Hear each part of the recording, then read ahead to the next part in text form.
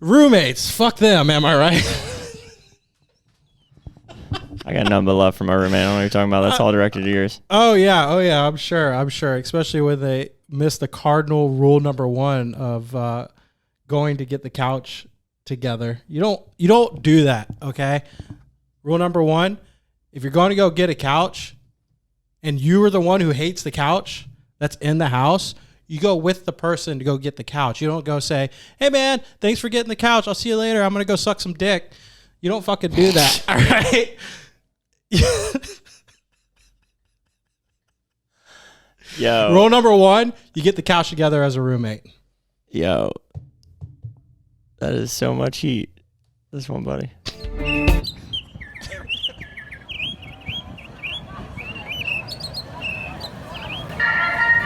All right, boys, let's remember our training. 5, 4, 3, 2, 1.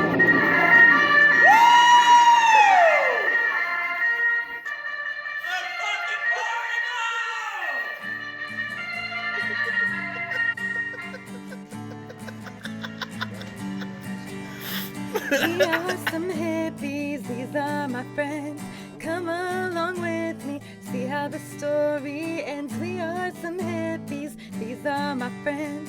Come along with me, see how the story ends. There it is.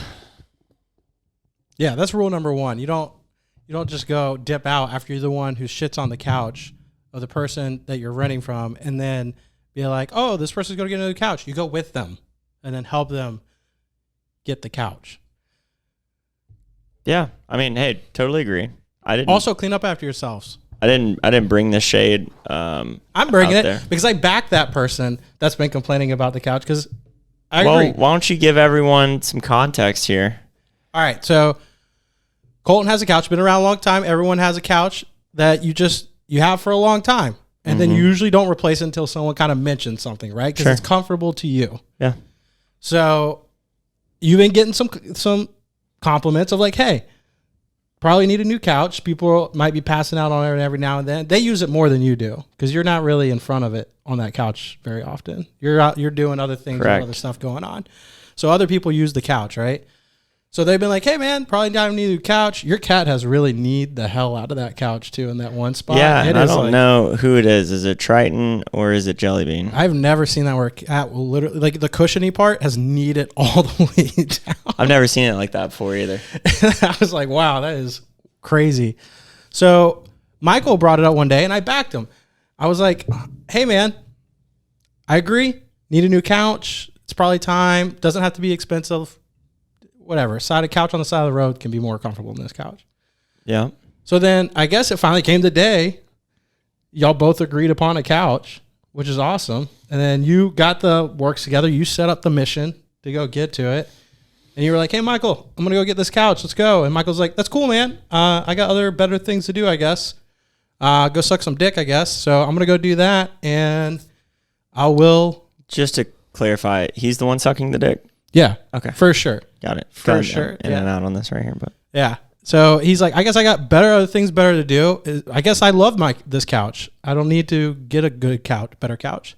So then he leaves Colton here to go get this couch, rents the truck, everything.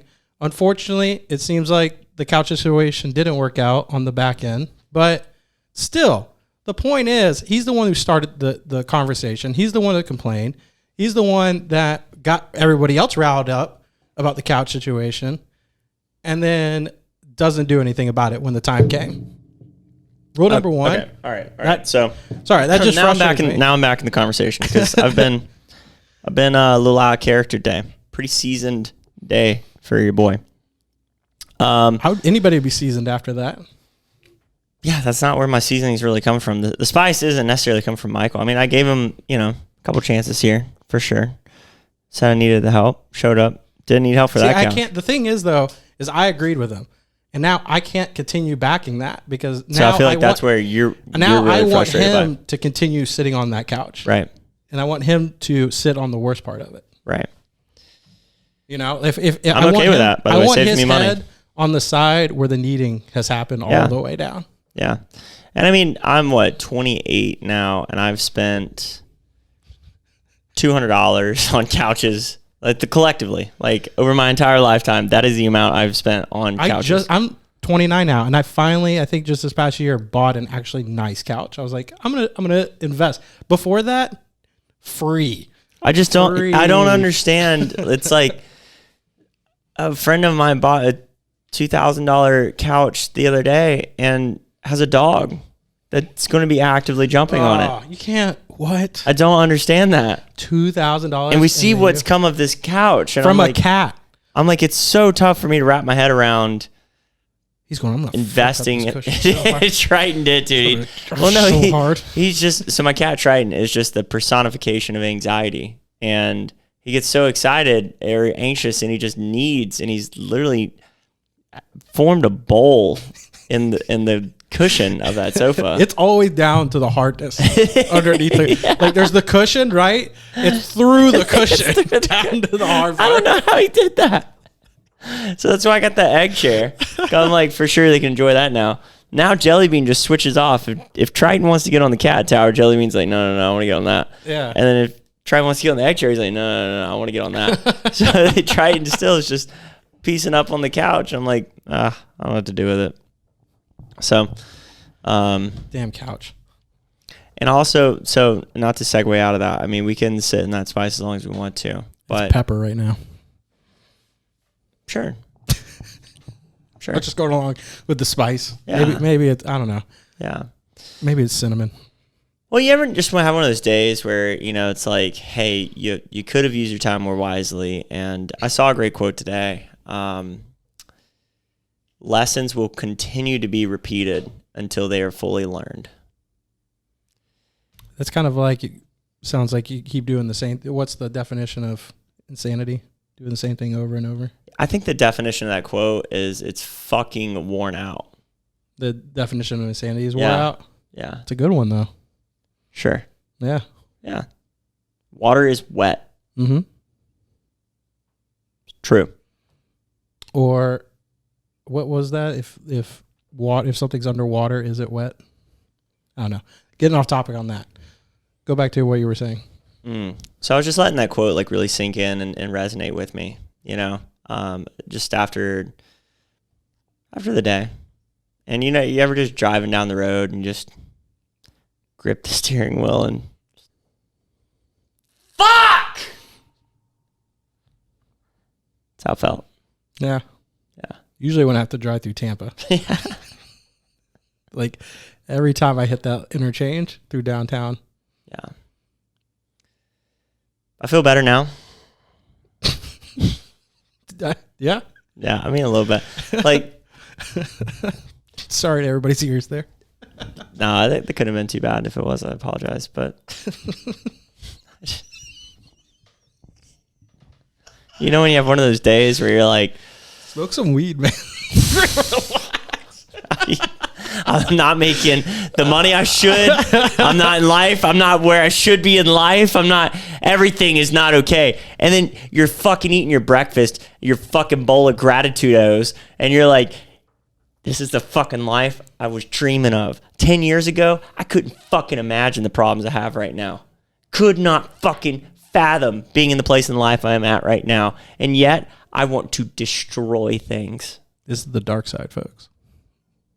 This is the dark side when you're coming up. I don't know why. This is what happens when you're halfway through your 30 days of living.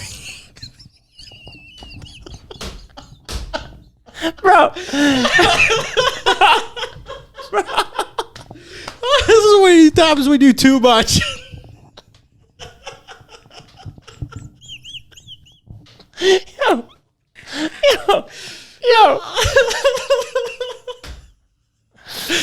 I swear to God, you know what I was doing on this fucking computer?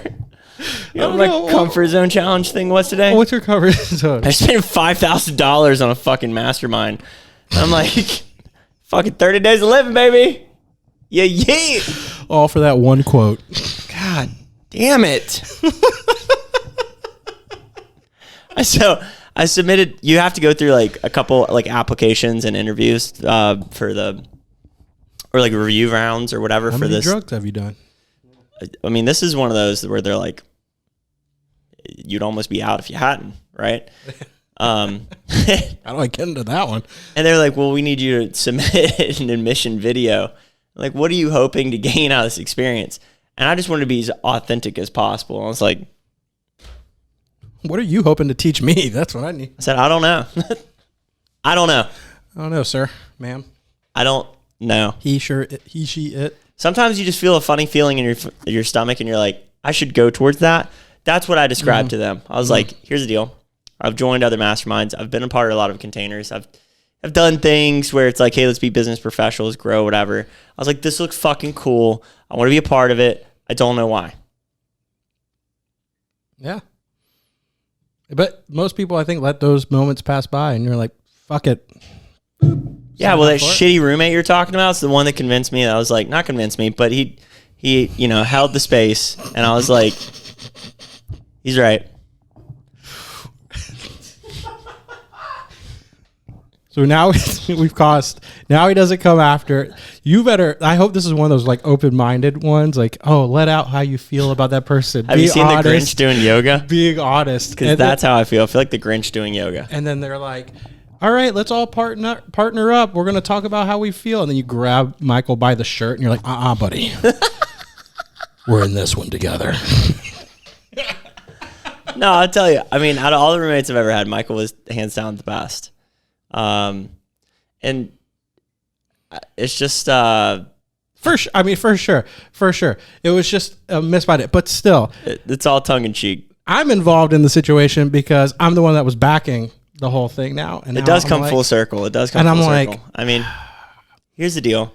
I felt where a lot of this frustration comes from is I've been living really well by the fuck yes or fuck no, right? If it feels totally aligned, cool, go for it. If it doesn't, don't do it. Yeah. And the whole time I'm driving to get that couch, I felt fuck no energy the entire time. I mean, like, my back hurts. Yeah. I had so much stress. And I show up and it's too small. I couldn't even, like, it was the universe the whole time saying, like, hey, fuckface, you shouldn't be doing this, right? But you live and you learn. Live and you learn. Man, or you don't. Lessons keep being repeated until they're fully learned. You know, that is the quote of the day. What was lessons? Keep repeating it so you never learn it. Got it. Is that what it was? What is this? Another mustard and mayonnaise episode? I don't know, man. I'm just repeating what you said. Just keep dipping fries and bullshit. I mean, we all found out what was the best one in the end, so we repeated until we found out. And yet I show up to one of your parties, and it was like the third place finisher. Of what? Mayonnaise. What was the third place finisher? That was there? Yeah. I don't know, man. We had leftover mayonnaise. Like, I threw it out there. I don't know.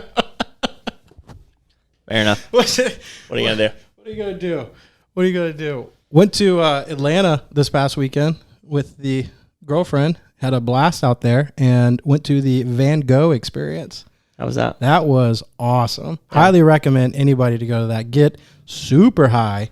Did you? And go to that. Yeah. So actually the number of people I had reach out to me that were like, did you do acid? Did you do mushrooms? Did you go? It's just like, wow, didn't realize all these people were that interested in doing these combos like I was, but don't recommend doing either of those going to it, because the Van Gogh experience is like panels that you read about his life. Dude was whacked out of his mind.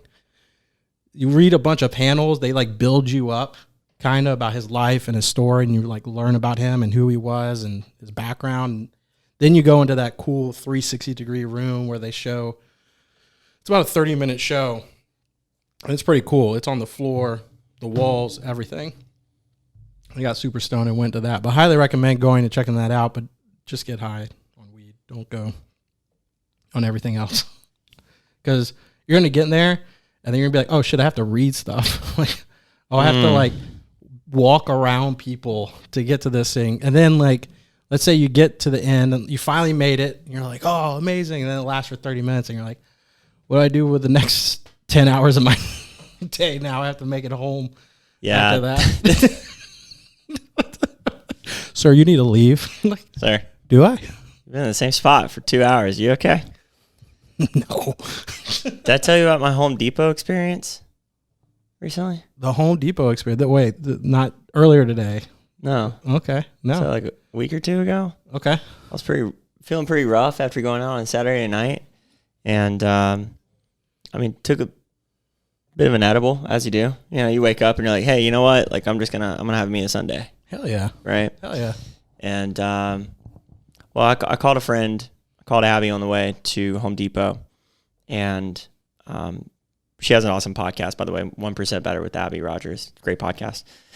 And so I'm talking to her on the way, and the edible starts hitting. And I was like, oh, hell yeah. I'm hungry now. I can eat. You know, 'cause I hadn't been able to eat. It's like 1:30, and I'm like, boy needs to eat something, right? Mm-hmm. And I was like, should I get Wawa or Subway? And she was like, honestly, Colton, you know you're going to feel like shit if you eat either of those. I'm like, yeah, you're right. So I go past Home Depot a little bit, and I found this Cuban sandwich shop. Pull up in the parking lot, and I just chilled for like 5 more minutes. It really starts setting in. I was like, okay, hey, Abby, I need to get inside. I'd eaten a bit more. I could feel the levels kind of coming. I was like, I ate a bit more than I thought I should have. Yeah. So I need to get in there, or maybe like all the THC just slid to that corner of the gummy block. And so I walk in, and I was like, you know, when you just like you said, you're trying to read, but you're like, this is just not going well. I'm either reading it and understanding it and not retaining it, or I just can't read. Mm-hmm. Nothing is lining up here. So I'm staring at the menu, and there's every reason for me to believe that the girl behind the counter just saw how fried I was. I mean, I was sunny side up fried. She's like, you belong here. Yeah, dude. So I looked at the menu and I was like, hey, I need help here. Can you just give me like top 3? What are your top 3 options? Because she was like, honey, do you need a couple minutes? Like, knowing I would. And I was like, no, just give me 3 options. I stared straight at her face, heard every word, and didn't understand a fucking lick of it. Not a lick of it. She's probably pointing at the thing like, this is what her lips just might as well have been like caterpillars, just going in different directions. This is how you should be at the Van Gogh. All right, just go on. So I stared at her for a minute, and who knows how long I paused trying to understand what I'd just been thrown, but I wasn't catching any of it. So I looked at her and I was like, hey, I'm going to need a bit of trust here. Okay. I need you to pick for me. And she was like, have you ever been here? I was like, no. She was like, you want me to pick for you? I was like, just something good. Something. Your boy needs something. Yeah. She was like, okay. Do you like onions? I was like, grilled. She was like, cool. 9:32. I'm like, sick. So, just gives you a whole grilled onions. That's it. just a box of grilled onions. $9. Long story short, while I'm sitting there, I'm waiting. This kid comes up doing a fundraiser with cookies or something. I bought $20 of the worst fucking cookies I've ever had. I mean, I wish I just would have given him my money. He saw me from a mile away. I was like, dude, I don't have any cash. He goes, we take Cash App. I'm like, hell yeah, brother. Go to Home Depot, buy all the parts I need to hook up my cold water spigot outside, because right now it's running hot water. Home Depot high is very interesting too. I left all the fucking parts there. I brought home the pipe, and that's it. That's it. I bought all the parts. I left them there. Right in the bag. Oh, man. This is after 2 different people helped me, and then a store employee had to help me. You had to make that walk of shame back. No, dude, I didn't realize it was gone for a week. Oh, my God. I was going to come home and fix something. I couldn't even put it together in the aisle. That's hilarious. I just assumed that the pipe made it home, the fucking parts made it home. Just figured Home Depot. I thought the whole thing came. They damn near had to escort me to the front of the store. Sir, you check out right there. Over there. right there. No, not the plywood. That way. Long story short, I went back the other day, bought the parts, brought them home. Wrong fucking parts. So I get blasted as a spaceship, buy the right parts, leave them, go back sober, buy the wrong parts, bring them home. You're doing great. You're doing great. Thanks, man. We went to fuck.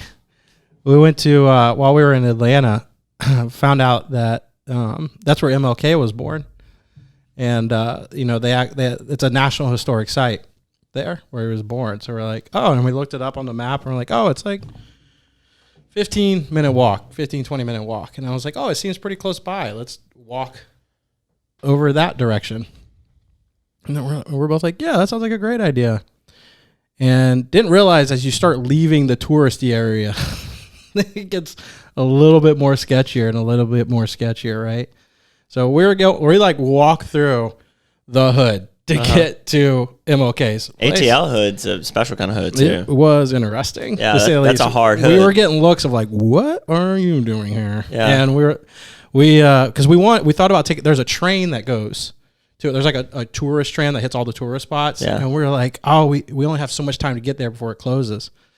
And we start getting closer to it. And of course we see like we see the tram and we see everyone getting off. Like we're the only ones that walked to MLK's birth spot, and it was cool. We saw the little home next door. You couldn't go inside MLK's house, which was awesome, but we were taking we go to take the tram back, and you had to like pay to get on the tram. And there's a black family that they were like trying to pay to get on, and the machine just wouldn't work, right? And we got in a conversation with him. He was like, yeah, this tram's okay. I'm a trolley driver from like Chicago or something, no, Baltimore. And then he was like, yeah, we started to walk, and we started to walk. We got 5 minutes to it. We were like, we're going to walk. And we were like, well, we walked it. They were like, you two walked.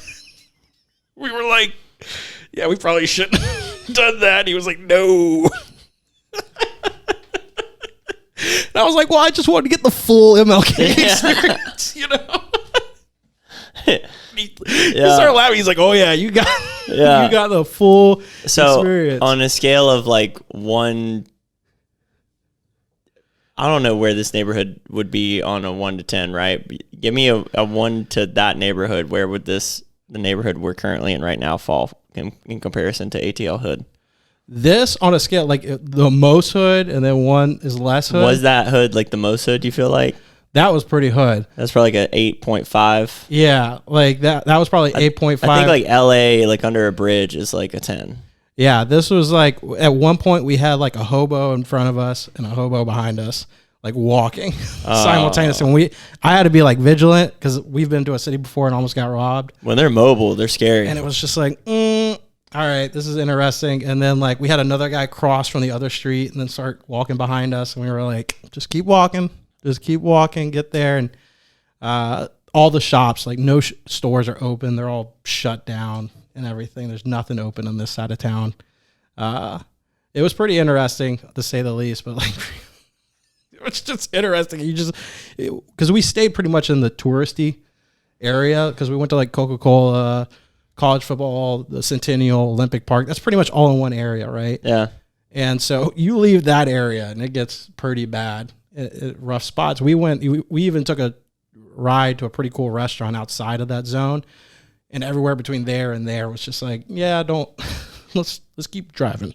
Yeah. To that spot. But Atlanta's huge. The whole tour. We stayed in the Ritz-Carlton one of the days. That was pretty awesome. Yeah, it was like. How'd you like that? That was like the comfort zone. First experience with the Ritz, or first experience with the Ritz. Yeah. I could not believe the level of like. I mean, it's not the best Ritz-Carlton, I would say. Have you stayed at other Ritz? I've seen other Ritz. I haven't stayed on, but like Sure. the one in Sarasota is like creme de la creme. Yeah. Of like the type of Ritz-Carlton experience. This one was downtown. It was more of they provided a level of service that you're not going to get anywhere else. Like, did you get a butler? We didn't have a butler, but like anything, like if I asked for something, there immediately. Like, when we wanted to leave that day, we wanted to check our bags in. Yeah. Just to like, hey, can we leave our bags while we go check out the rest of the town? She's like, yeah, sure, no problem. And I didn't even realize it. Like 30 seconds later, a guy behind us, like, let me take your bags. It was just like, they'll be ready right here. Just ask for this. Didn't have to like go out of my way to go get that person. She had someone come right up. Yeah. And then like someone like saw us like we went to go to the bar, but then like we couldn't stand at the bar. They had a server. It was kind of weird, but like one of the workers noticed that, and they were like, "Oh, do you want a drink?" And then they were like, "What do you want?" And they just like came and got it for us because they just noticed that something was off about like our experience. Yeah. And so it was just like, oh wow, like the level of service that you're getting on top of this is pretty nice. That is exactly what you want. That's Like that's what you feel like. You go to a courtyard and they're like, no, go that way around the corner. Like, They literally stare you in the eyes. And, that's what they do. what did you want? Thanks for your money. Yeah. You already paid. Already paid. They had like in the room, they had like shoe polish, like everything to like polish your shoes with, umbrellas to take with you around the town. We took our umbrella with us just so we could use it around the town, slippers, robes. I think I still have. It's awesome. I just threw out recently. I had a robe from the Ritz. Me and my buddies took some acid and stayed at a Ritz. And there's another one we stayed at in Atlanta. But when I went to Miami, we took some acid and we were actually coming off the beach from July 4th. And it was fucking beautiful, man. It was just but it is Florida. The weather can change in a second. We're watching the fireworks from the water and you're just kind of in the water and your body's dissolving, and all of a sudden, a UFO of a thunderstorm comes rolling in. That storm cell looked like it was a UFO, Independence Day. Yeah. And we're like, no, it's chill. And I shit you not, lightning struck no less than like 500-600 yards away. It was enough. I almost walked out of that water. I almost. No matter how fucked up you are, anytime lightning closes by, you're like, oh, time to go. I mean, it struck. We couldn't tell if it struck the boat or like it must have been within 10, 15 feet of a boat. If it didn't strike the boat, I mean, it was close enough where people definitely had an adverse reaction on that boat, right? Yeah. So we're like, okay. And we levitated out of that water on into the beach. As we're walking by, my buddy was like, let's just get some information. And I was like, dude, every fucking time. I know exactly what that conversation is, right? So I just went ahead and handed him my credit card. And I was like, everyone else needs convincing, but I know where this is going. Yeah. So you just let me know how much I'm pitching in on this, and we're cool. Yeah. Sure as shit, he comes out and he's like, it's not as bad as you think, and starts his fucking sales pitch shit. This is why being friends with salespeople is the best and the worst. Just tell me what it is. Yeah, I mean, it was a couple $100 or whatever, and I was like, cool, whatever, and he paid a difference to get us like upgraded to something. And we're walking through the hallway, and there's like, of course, ballin' ass art. It's the Ritz in Miami. Yeah. So they have like all this textured stuff, and you're just like going through, and you're like, am I in Paris Hilton's fucking head right now? You're just like weird kooky shit, and it was a really cool experience. The pool had all these funky LEDs in them, so like when we went, we figured out how to check in, got to the room, put our stuff down, and then managed to find the pool. And the pool was like playing in Jello because all the LEDs, so it's like you're picking up like blocks of Jello. That was pretty wicked. So it's cool to have, and to wake up the next day, by the way, in that experience, I think is pretty opulent, right? Like you feel like extreme level of comfort. You just feel. I don't know how much more comfortable we can get. There's something to be said for stepping into those experiences, right? Like as soon as we pulled up to like the valet people, like, what do you need? What can we get you? Like every time we got back, they had cold bottles of water. Yeah. Every time you got back and handed it to you. Anytime we walked out the door, then they saw us on our phone. They're like, where are you trying to get to? Can we help you do that? Can we help you get there? Do you need a taxi? Like it was just always on top of it. I mean, even the people working there, they make pretty good money just working there. When I remember when I was working in hotels, right? Like that was my goal, was to get to a place like that. Like if that's and hospitality, that's the creme de la creme of, besides like the Regis and maybe some of the W, some of the other ones too, the other industry names. I'm thinking of Marriott right now. The Regis is the other one I stayed at. Yeah, the Regis is a big one. And if you're a hospitality worker, that's where you want to get to, because that's going to be high level. You're going to make the good money. You get good tips on top of it. Yeah. The problem is that your clientele is just more snippy. I remember walking into Sarasota, Ritz-Carlton once, and just walking through the lobby, I wanted to check it out.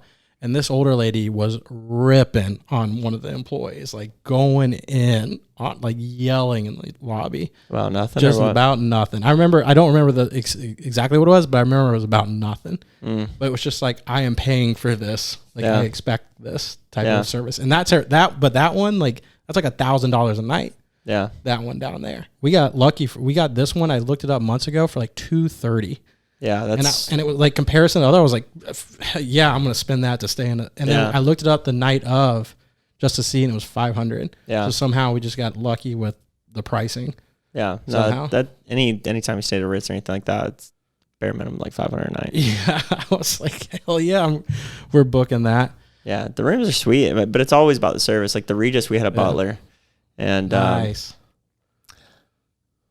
yeah, I believe that time too. We'd also taken acid that day. I got to do that at a nice yeah, hotel. we went to the Atlanta Aquarium because you could just walk around. Because that one too, the Atlanta one, they had it was more classical art everywhere. Like they had the things that was like 1878, 1679 or something. Like they had it way back. Yeah, and it was just cool looking at this classical art, and just the decor of the whole place was really cool. Decor. Yeah, we went to the Florida Aquarium, and Georgia Aquarium, by the way, way nicer. I'm sorry, I said Florida. I meant Georgia. The Atlanta Aquarium. Did I say that? No, you said Florida. Yeah, my bad. So we went to the Atlanta Aquarium, and I think is nice. Insane, dude. Talk about a spiritual experience. Right? Yeah. Wow. You could sit there. Just that one room with the huge wall with the whales and the manta rays going by. Yeah. You could sit there all day. Dude, some people do. Just watch that. Yeah, that's what I looked at. I was like, see, the Florida Aquarium, I wouldn't get a membership at. Like the Georgia Aquarium, they're like, oh yeah, we got a new humongous whale in. If you'd like to come check that out. Like, yeah, I'm going to use my membership and go look at this now. Yeah, I mean, we're going to be feeding the sharks today, humongous fish. As long as you're in the right headspace. I go back and forth. I'm like, sometimes all for aquariums and everything and zoos, and then sometimes I'm not. Like, that one is a L something, whatever, certified. So, like, it's a conservatory. And I remember them saying so is the Florida one. And so like some of the like marquee ones are, but there's plenty of them that aren't. There's a really dark belly to that industry. And, you know, I mean, it is what it is. But even when you think about some of those whales and how many thousands and thousands of miles they travel every year. Yeah. You know, it doesn't matter how big that tank is. It's not big enough. Yeah, they put one of the humongous sharks.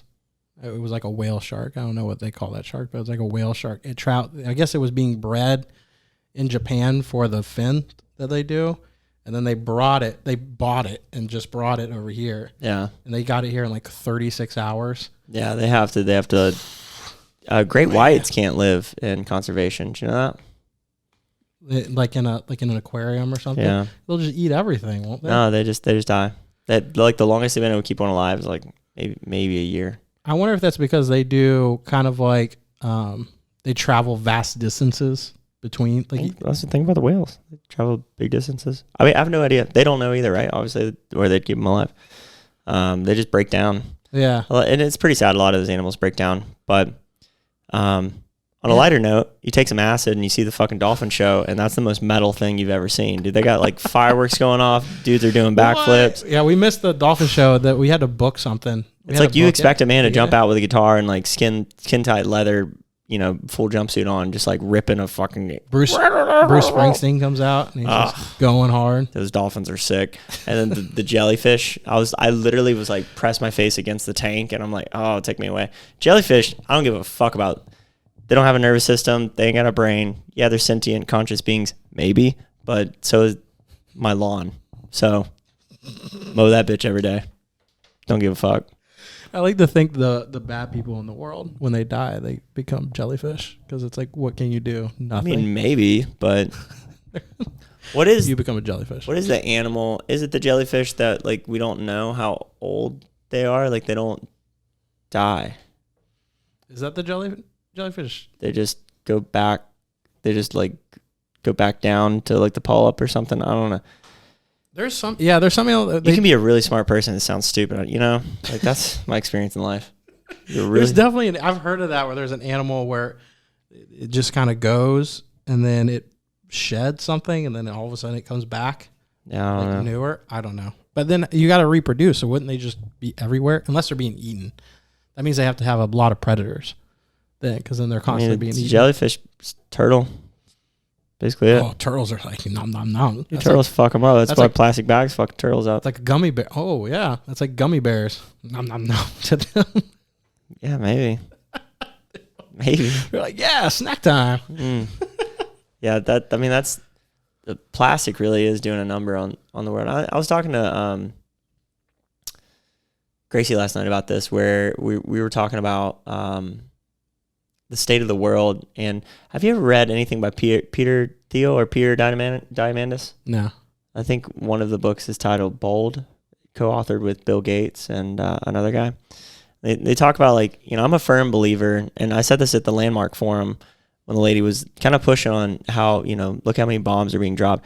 Like, if you looked right now, if you looked at COVID, Afghanistan, the financial state, you know, how brittle it is, and we feel like everything's about to pop into a recession. It's really easy to kind of like forget, like, my day to day. You know, 10 years ago, I was wishing for the problems I had today. It's such a fucking honor to be stressed out about the problems I have. Yeah. And it's really easy for us to forget that this is the greatest the world has ever been. Mm-hmm. Just flat out. There's no refuting it, you know? Joe Rogan makes that point a lot. He's like, we could all, you know, we have all these problems going on, but like comparative to what it was 10 years, 20 years, 100 years ago, we're progressively better than we've ever been before. That's just the way it rolls. And I think too, what comes with that, if we're getting, it is better than it ever been, is the communication is also better than it's ever been, of course, with social media. So then problems can be passed easier. You can find, before social media, I didn't know what was going on the other side of the world. I had to find out through a newspaper.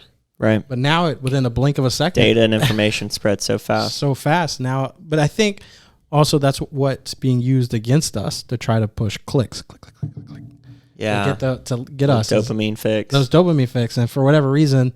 Like and subscribe, assholes. Hey, just brush up against that subscribe button. Just hip check it. Just lick it. Shoulder roll. Lick it. Lick the subscribe button. button. You can't touch it with your belly button. I bet none of you can.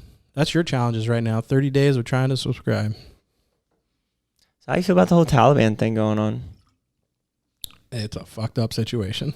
We were talking about like spread of information. Like you think about the civil unrest that popped up when Egypt was going through like that civil war or whatever, right? Like that coup. How the fuck is the Taliban still a thing? Yeah, I mean they just kind of go into the hills until they find an opportunity, and then all of a sudden come back out once the opportunity arises. It's like I almost kind of relate them to like white supremacists. You know, they're just kind of there.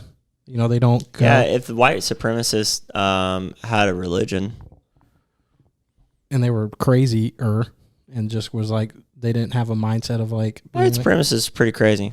They're crazy, but they're not coming out and just being like, they're not killing people because you don't support them. They were at one point. Let's keep that in mind. That Ku Klux Klan. You're right. Yeah, you're right. Don't forget. You're right. So that was like literally 50 years ago. I would say, okay, so then kind of like the Ku Klux Klan, right? I guess they're kind of like that where they go, where you push them down, but there's always going to be a pocket of them, and then they'll spread. Well, I saw it today. Like one of the reasons I thought about that is because the U.S. has seized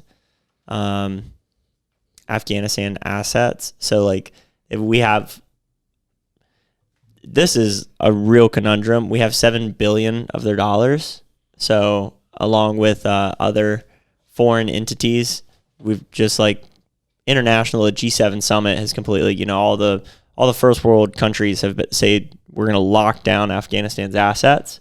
So the Taliban have access to like 0.03 of liquid assets. It's kind of like, and I'm using this as an example of like what's happening with Britney Spears, where she doesn't have control of her assets. Is that kind of what she does have control of her assets now? She does? Yeah. Okay, so she won that case. What it was before, is that kind of like what the world did to Afghanistan? It was like, you can't run things right now. Yeah, in a sense. I mean, that's a pretty crude analogy, but sure. Yeah, I mean, it's factually accurate. The parents step in and we're like, no, can't do that. We've got some rough stuff going on. Because like some countries are trying to negotiate with the Taliban and be like, hey, okay, like if you want to be recognized as a legitimate government, here's what's got to happen. Where the Taliban's like, man, big fuck you. Like we got the time. You know, we've proven that over and over. We'll wait you guys out. And it's like, and America's like, no, we don't negotiate with terrorists at all. And we consider them a terrorist organization. Whereas Twitter has banned Trump, but the Taliban is allowed to tweet. Now that's on Twitter's part. That's fucking weird. Stupid. That's disgusting. That's a bad. That's just bad all around. The You're like, how actual can you ambassador allow that? for the Taliban is allowed to tweet. That's disgusting. And then it's like on the CEO of the company, like, then whose side are you on? Yeah, at this point? like Trump, you could make the case like he's fear mongering, he's divisive, he's riling people up, and there's like, you know, he is the cigarette to the cancer. No direct link, but it's like for sure. Hey, come on, things are happening because of his actions.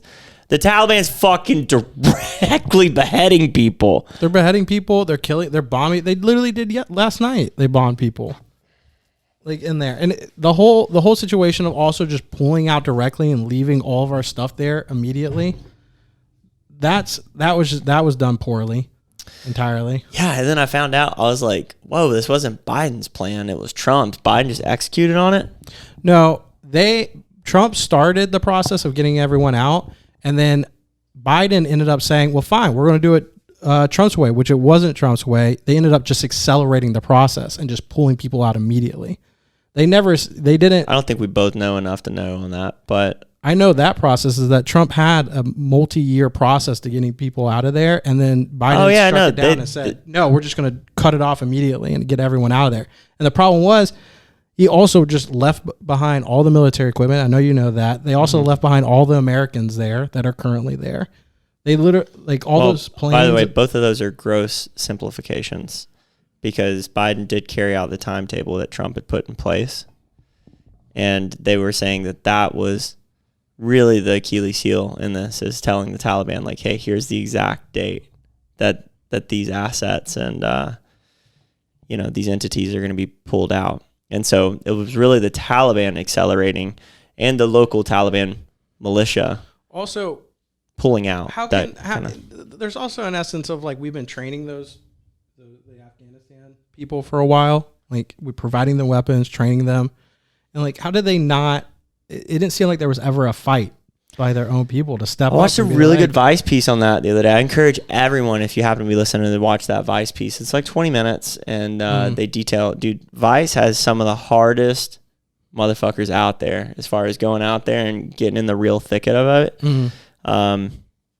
Yeah, they had like people like this one dude, man, he was like on the front lines, and we have a CIA trained special forces team of like Afghan soldiers that like we have invested. They're our people, but they're their people, right? So like they operate as us kind of thing.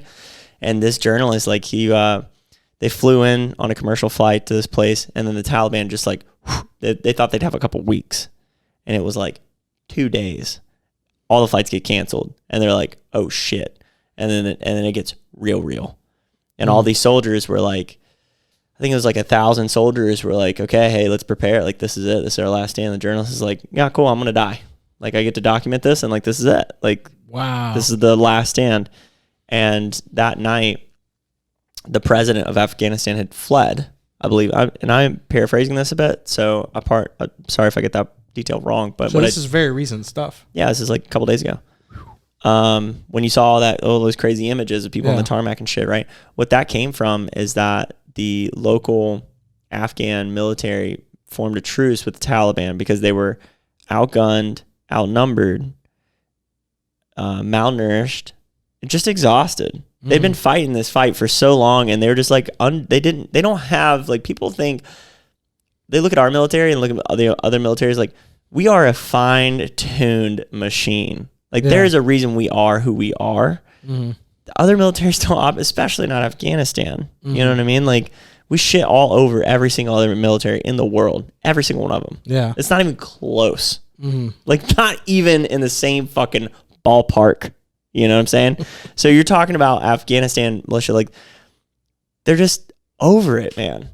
And then you're telling them, like, okay, here's the last stand. And they were ready to give their lives. But it was like 3,000 Taliban soldiers to like 800 to 1,000 of these guys. Does that mean at that point that you just, if there's many more people in the Taliban than there are the Afghan soldiers, then is that showing that that's what the people want, or is that just showing that they're more afraid?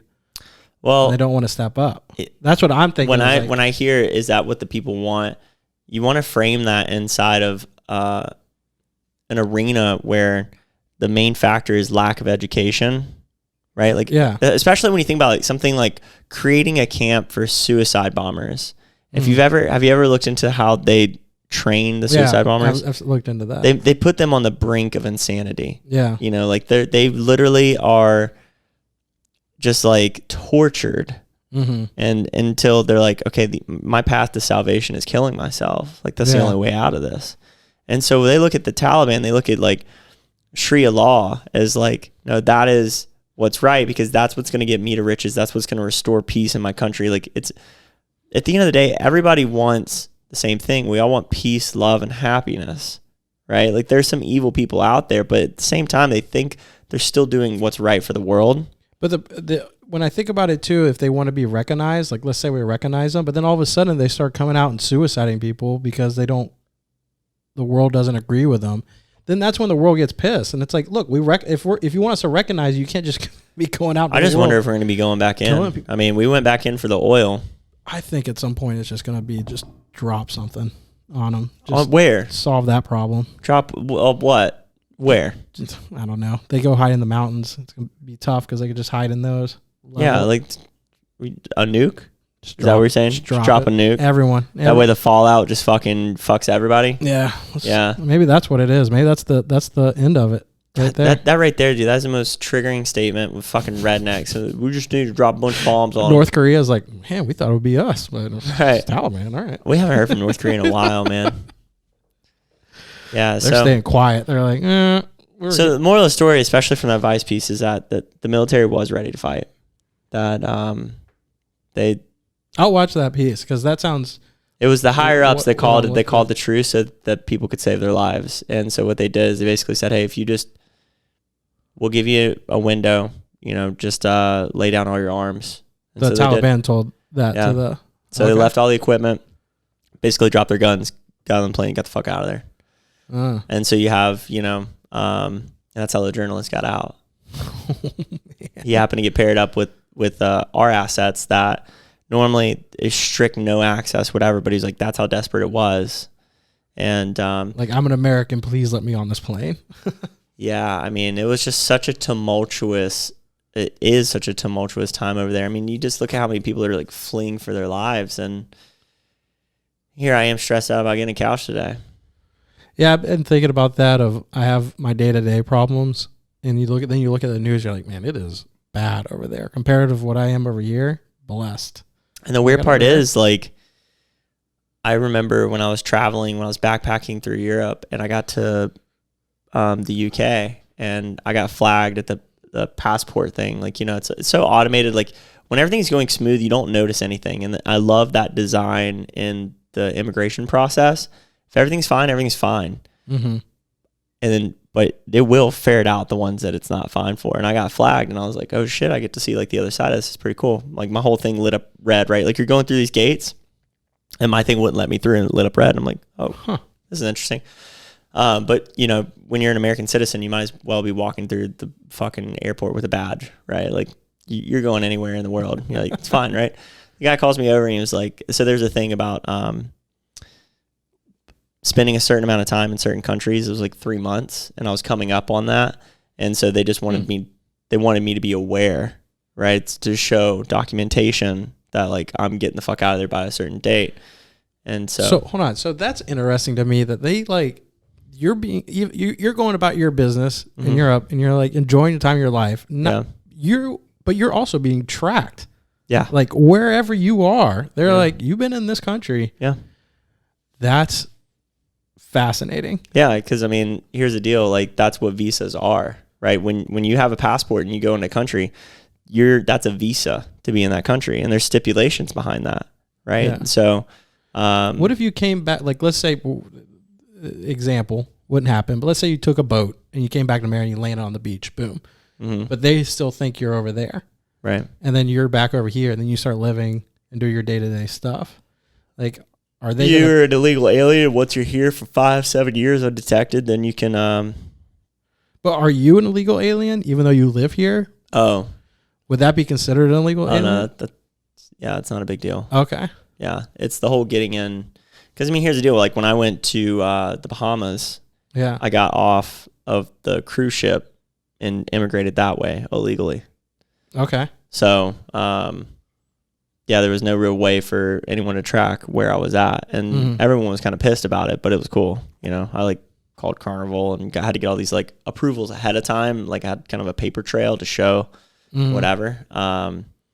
But yeah, I mean, they do what they can. And the reason I was bringing that up is because when you think about all the people that are trying to do this mass exodus out of Afghanistan, if you have the American passport next to an Afghani passport, right? Like one is like a gold brick, the other is basically like a penny. Yeah. As far as value, you know, like it's all about the value of the citizens, right?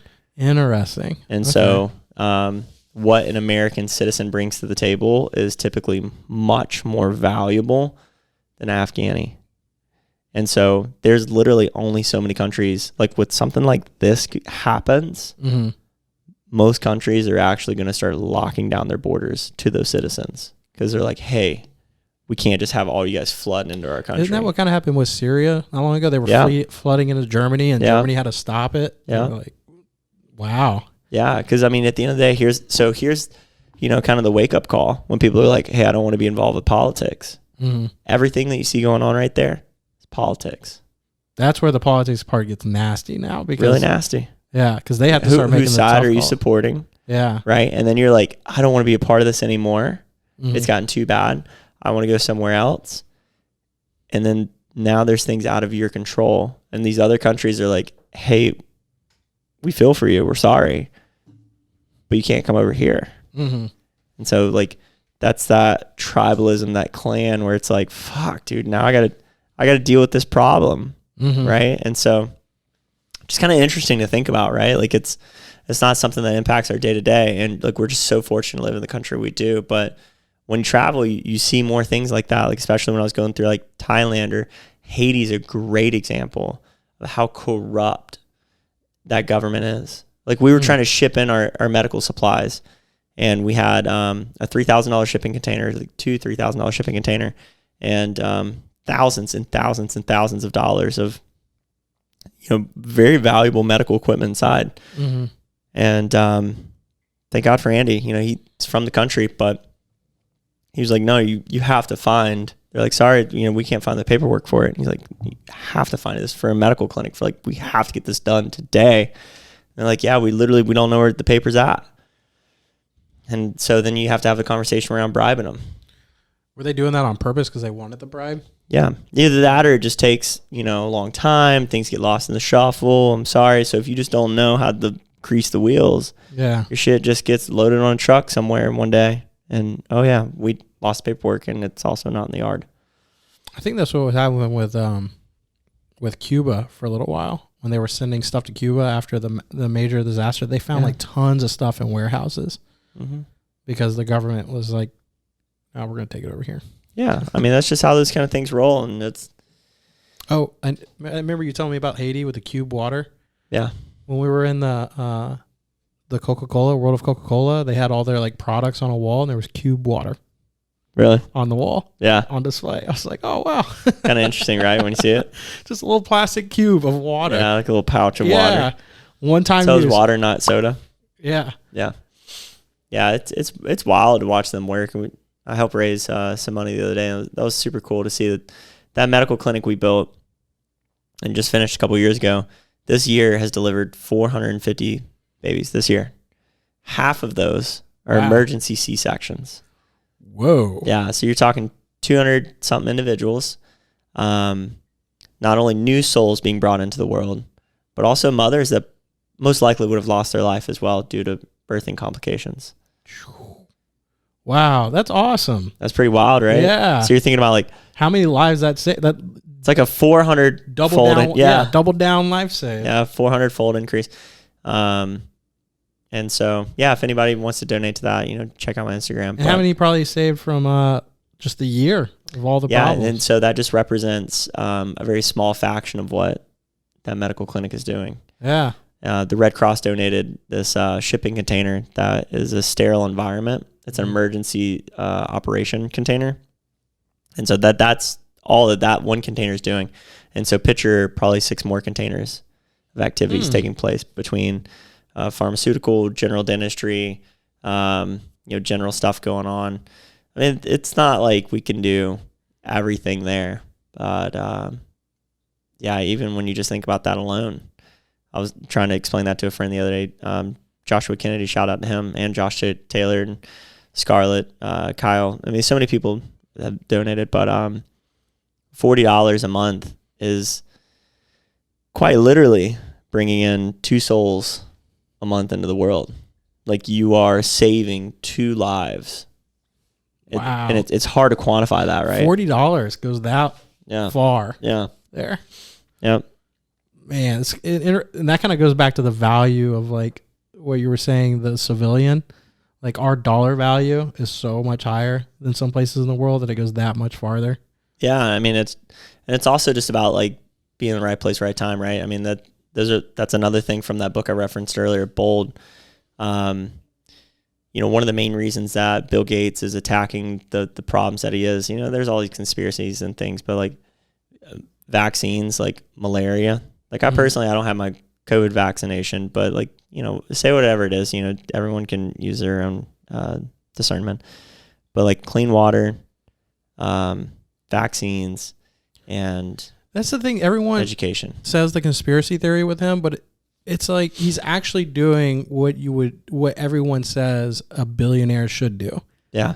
It's like, oh, he literally is so rich and has all the time in the world. He could be just sitting on this couch doing nothing, but now he has time to think about these things. And like because that's the only type of person that's going to be able to have time to think about these things without being paid for it. Yeah. Is someone that they don't have any more problems. Yeah. So now I can be like, how do I help the world around me? And so that's what he's doing. He's going after the vaccine. He's going after, I mean, think about like what was the mosquito nets that he did? I don't know where that was. He did that at, but no one would have thought that, like, why don't he probably went to that place and was like, what's your biggest problem? Mosquitoes. Mosquito nets? Well, we can't afford mosquito nets. Here you go. Let's make that problem happen. Yeah. And he's at that level. And I think, and people give him that much crap, and it's like, well, then what do you want from him? He's doing what you'll complain that like, oh, these billionaires aren't doing nothing because they're rich or whatever. But then he does do something, and then you come up with conspiracy theories to say, oh, whatever. Well, yeah, he's not a pharmacist. He doesn't know, because he'll start talking about vaccines and stuff, and they'll ask him like medical questions, and then people are like, oh, you're slipping up and stuff. It's like, well, yeah. Well, by the way, he's not a doctor. That's also the power of explaining nuance in a conversation, right? So like when you make those generalizations, especially around politics or like Trump in the past, where I call that out, it's like you see the same thing happens with Gates when people will try and slander him They're facts. What? Things I bring up, they're facts. I just can't pinpoint where they're coming from. Sure. I mean, I don't doubt that, but when you don't bring it up in support or but when they're asking him, like, hey, do you know this? And he's doing general conversation, and they're like, well, where'd you get that? And he's like, I don't know. People tell me stuff every day. Yeah. I mean, well, I'm not even really pointing to that. Like his lack of information. Like, of course, like he wants to surround himself with key decision makers. I'm saying more of like when people make generalizations and throw Gates in there, right? They're like, oh, this is happening, but Gates is supporting this thing. And but they don't really know. They don't know the facts is what I'm saying. A lot of people with the conspiracy theories and shit, they themselves can't interpret the data. They're not well versed enough to understand the nuance. I see what you're saying. Like you're coming up with these conspiracy theories, but you yourself, like if they handed you the same information, you can't form an educated conclusion yourself. Yeah. Right. And so you're just going to take some surface level bullshit and regurgitate what someone else is saying versus actually taking the time to sit down and understand why he's doing what he's doing. Yeah. Like he's part of the Vinnick family's investment into Tampa. Part of one of his other foundations is investing like an absurd amount of money into Tampa, like $4 billion or something fucking crazy. Yeah. And so, I think a lot of it's going to downtown. Like, yeah, Gasworks. I mean, they bought all these projects. Yeah. Right down the street from here. And they're still deciding, hey, do we want to build this big complex or do we want to put the Ray Stadium there? Yeah, that's still going on. Yeah. That came back into the picture. Sure did. I'm like, should we put a baseball stadium here? Well, now that the other projects, I mean, they see how successful Armature Works has been, and they're like, stadium would be pretty cool. Stadium would be pretty cool. Yeah, and it would drive more, like, they're already have plans of what they're going to put over there in that old, because they're going to tear down that stadium and put over. Yeah, St. Pete. I mean, St. Pete's just trying to draw it out. I mean, as they Yeah. should. It's a $100 million revenue generator per year for them. like the 100 M's. That's a lot of money. the revenue from the stadium. Yeah. Or they're trying to draw it The out. economic impact is like $150 million a year for them. Wow, didn't know that. That's I thought a lot. there's so many. That's one of the biggest controversies between Tampa and St. Pete is that stadium. Yeah, it's fucking stupid So that it's many- over there. So many Tampa people are like, I'm tired of going over there, and all the retired people Well, in wouldn't you St. be? Pete, all the retired people that actually go to the games in St. Pete are like, well, why do we? I'm not going to go to the games anymore. But the question is, how many season ticket holders would it pick up coming to Tampa? So actually? many. So many. I wonder if it would, because that's so many. Yeah, it would. Because if you think of like a city like Boston or New York, where they have the Dude. stadiums right there, and everyone has full access. Look at the to it Lightning there. and the Bucks. I mean, come on. Like, Yeah. they're slammed out all the time. If you had the Rays right there, too, it's like, That's true. We also need a basketball team. I want a that'd be basketball team. juicy. I think it'd be awesome to have one here. Yeah, maybe. I mean, I'm not a huge basketball fan. I'm not either, but it would just be cool to have It would one. be cool, yeah. Just to say we have everything. Right. And we're the champ in everything. What would the basketball team name be? The Tampa Titans? The There's always Tampa the Hooks. Tampa Like Hooks? the Hooks. The I could Buccaneers. see that. The Tampa Hooks. Trying to go off the pirate theme. Right? The Tampa Skulls. Maybe like the J Hooks. The J Hooks. The Tampa Florida Avenue. MLK. The Tampa MLK. Tampa Manatees. Yeah. Tampa Tarpon. Ooh, the TTs. TTs. Let me see your TTs. The Tatas. Yes. I like that. I like that a lot, man. We could I want to do that. The Tampa Tatas. We should start a petition. Or the Tampa Strippers. We do have some of the best strip clubs in the country. You just call the team the Strippers.